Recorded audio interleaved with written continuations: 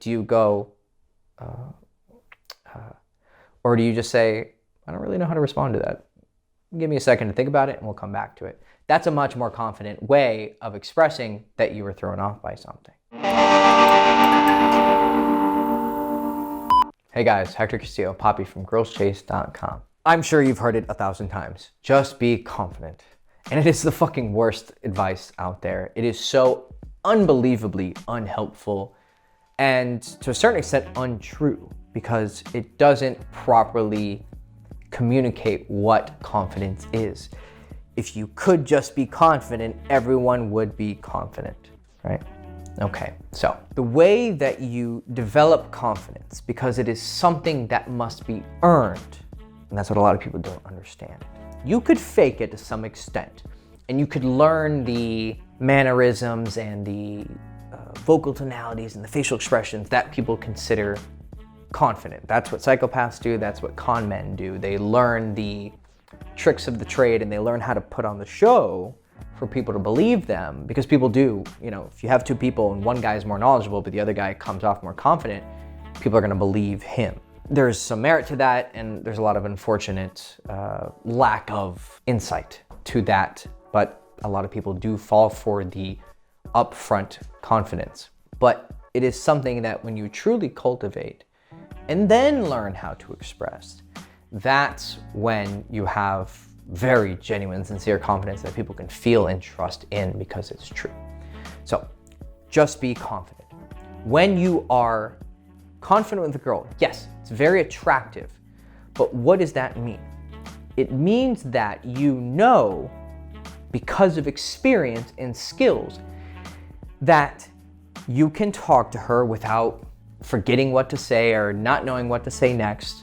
Or if you do, you have the confidence to make up for it, the confidence to react to the situation and adapt to the situation. You forget to, sometimes, I'll forget what to say on it, or not forget what to say on a date like it's a script, but like not know what to say next, or just kind of be maybe surprised by what's happening on the date, a reaction, something she said. And sometimes I'll have to pause and I will allow myself to sit there and think about what she said. Or if we're in the middle of a conversation and she asks me a question I don't know how to respond to, I'll give it some thought.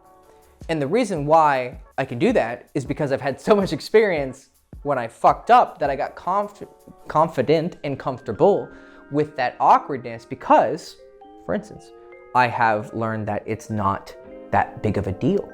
It's not going to kill the date if I have one awkward moment.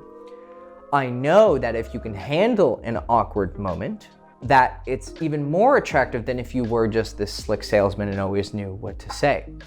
And thirdly, I know that people appreciate when you genuinely consider what they said and you don't just, because that's a lot of the signs of a con man, is when they just always know what to say next. They just have this. They have a script. They have things that they know how to react to. But when you genuinely consider what someone says when you're thrown off, it's a sign of sincerity. Now, some people can take it as a lack of confidence, and that comes down to how you express it. Do you go, or do you just say, I don't really know how to respond to that? Give me a second to think about it and we'll come back to it. That's a much more confident way of expressing that you were thrown off by something, right? That's confidence when you're with a girl. Confidence is knowing that once she is really attracted to you, you can go for the kiss, because there's been so many times when you saw the signs of attraction, you saw what it looks like for a girl to be into you, the signs, the behaviors, the facial expressions, that, okay, what I'm seeing right now is very much like what I saw a lot of times. I think I can kiss her, or I think I can ask her home, or I think I can get closer. I think she's feeling comfortable with me and I can progress the intimacy and go further with her. Now, the obvious response is, well, fuck, that's like saying I need 5 years of experience to get a job, but I can only get a job if I have 5 years of experience. What do I do? You start trying it and you build the skill. You're not faking confidence, you're learning confidence. Faking confidence is when you show the expressions of confidence, but without the skills. To a certain extent, yes, you want to put on your best face and you want to try out, hey, I want to take you out for a coffee. right? Maybe it's your first time asking a girl out that you just met on the street. You've never done a cold approach during the day, and you did it, and you're like, hey, I want to take you out. And you try to say it in the best way you can. It's not faking it, you're learning it. Then she says yes or no, and then you look back on the experience and you learn from it, and you learn how she reacted, you reacted, and you gain more experience. Furthermore, confidence with girls is very level-based and demographics-based. Some guy who is, let's say, a party animal, he's really used to dealing with a type of girl, because there are types of people, right? They're not pinned down to their stereotype, but they do, because they choose to spend so much time in these activities and these ways of thinking, but they do kind of have that personality. And so he's used to dealing with one kind of girl, but then he meets, you know, a more serious, mature girl, just to give a stereotype to it. Business girl, you know, she's not a party animal. She goes to sleep at 10 o'clock, wakes up at 6, heads out to work. She's very disciplined. She's very self-improvement oriented. Whereas this girl is much more adventurous and kind of wild and does whatever her next impulse tells her to do. He might not know how to be confident with this girl because what he's used to working with this girl doesn't work with this girl, because she doesn't value the things that he values.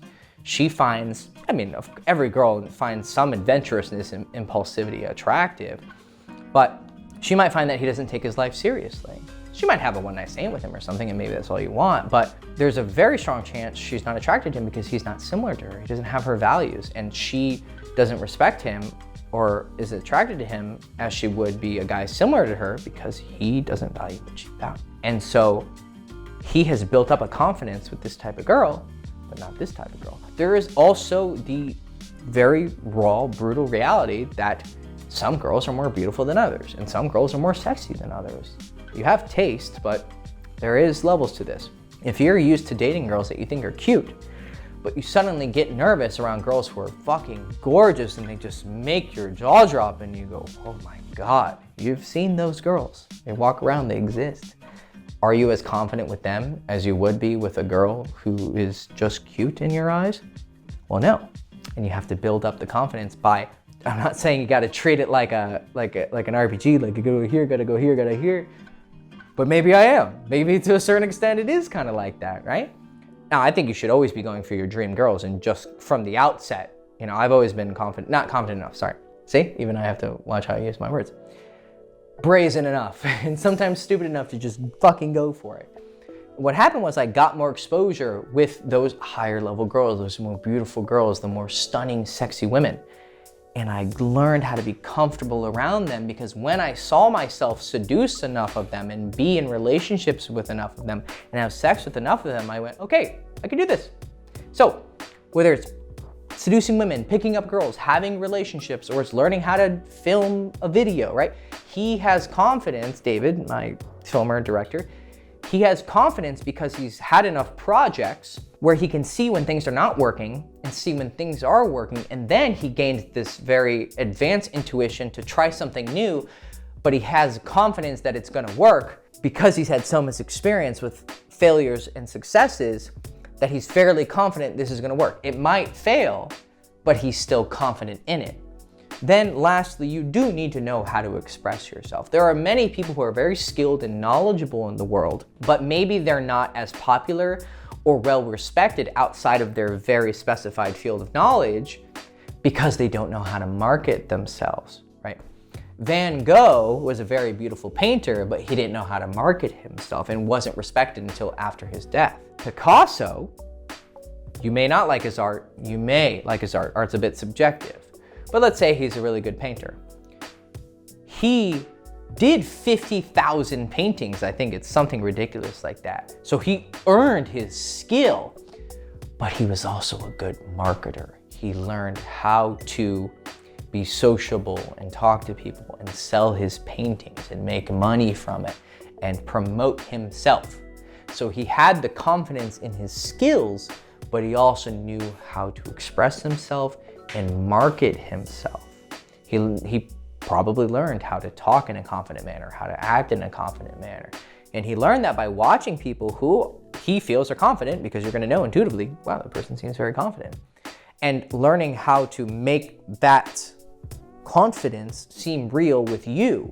You You're gonna express it in your own unique way, but you're still gonna have to express it. It's with your hands, it's with your face, it's with your voice. But what makes it not fake confidence and what it makes you not a con man is that you have the genuine skill to back up the talk. So you gotta walk your talk, but you also gotta talk the talk.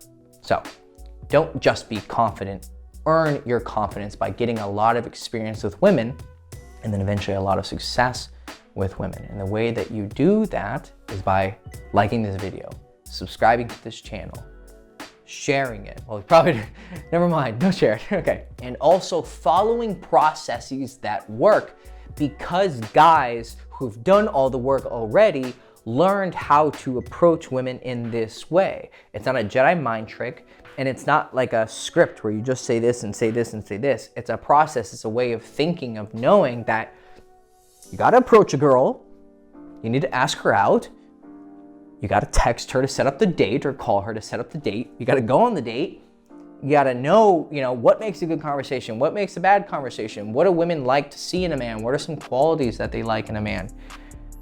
And then, how do you ask a girl home? How do you get her home? And then once you're home, your dick doesn't just magically get in her pussy, right? You need to talk, you need to make her want it to happen. And how you do that is have a good process. So how do you have a good process?